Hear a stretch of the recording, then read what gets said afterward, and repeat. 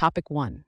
Elizabeth Holmes' conviction related to Theranos is upheld, marking a significant legal development. Elizabeth Holmes' conviction for fraud related to Theranos has been upheld by a U.S. appeals court. Holmes, the founder of Theranos, was sentenced to over 11 years in prison for deceiving investors with false claims about the company's blood testing technology. Her former partner and president of Theranos, Ramesh Sunny Balwani, received a similar sentence of nearly 13 years. Both appealed, citing legal errors and violations of constitutional rights, but the Ninth Circuit Court dismissed their claims, maintaining the original conviction and a restitution order of $452 million. This case remains significant as it highlights the legal accountability following Theranos' collapse from a once $9 billion valued startup due to issues with the reliability of its technology. Topic 2. Joann, a fabric and craft retailer, is closing all its stores, indicating a major shift in the retail landscape. Joann, a fabric and craft retailer beloved by quilting and crafting enthusiasts for over 80 years, is closing all its stores and ceasing operations.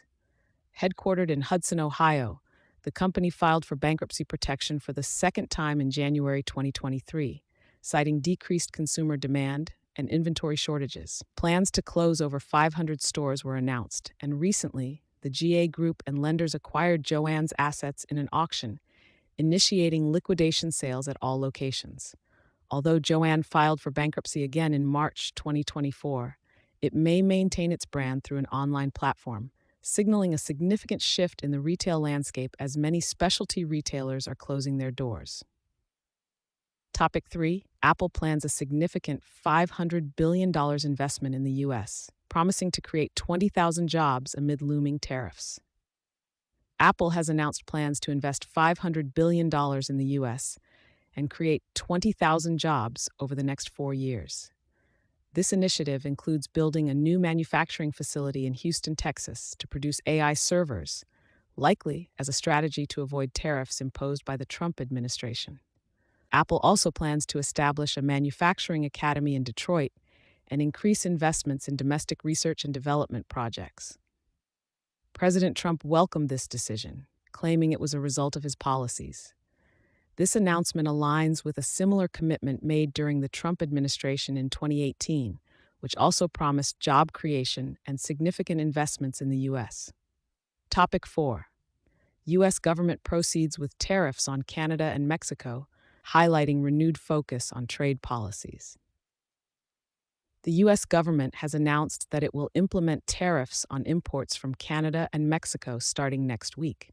President Donald Trump stated that a 25% tariff would be imposed in response to these countries' failure to curb crime and drug trafficking at the border. The tariffs will take effect after a 1-month grace period, with Trump claiming they will benefit the U.S. economy and reduce the federal budget deficit. Canada and Mexico are planning retaliatory tariffs, raising concerns about a potential trade war. There are worries that these tariff policies could negatively impact economic growth and inflation in the U.S., increasing anxiety among investors and consumers.